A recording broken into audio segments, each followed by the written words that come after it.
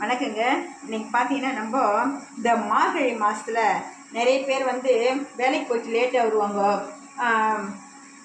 கோலம் போகிறதுக்கு வெற்றிக்காலம் எழுந்துக்குவாங்க.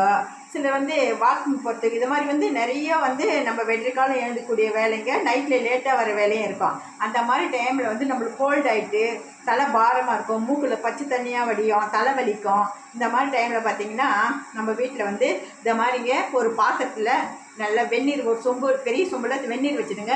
இதை மாதிரி நல்லா கொதிக்கணுங்க. சலன்னு கொதிக்கும் போது ஒரு பிடி கல் உப்புங்க இதை வந்து சேர்த்திங்க.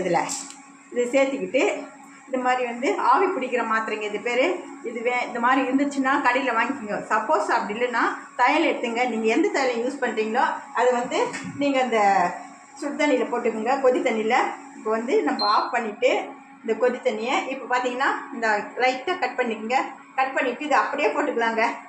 போட்டுட்டு இதில் இருக்கிற அந்த மருந்தெல்லாம் தண்ணிக்குள்ளே கலந்து இப்போ ஆவி பிடிக்க போகிறேங்க. இவ்வளோதாங்க செய்யணும். நம்ம கோல்டு ஆகிடுச்சின்னா, இல்லை மழை காலத்துலேயோ இதே போல் சப்போஸ் மழை காலத்தில் உங்களுக்கு கோல்டு ஆகிடுச்சின்னா கூட இந்த மாதிரி செஞ்சால் அந்த தலையில் இருக்கிற ஈரம் எல்லாம் வெளியே, தண்ணியெல்லாம் வெளியே வந்துடுங்க. ஆவி பிடிக்கிறது பேருங்க இதுக்கு.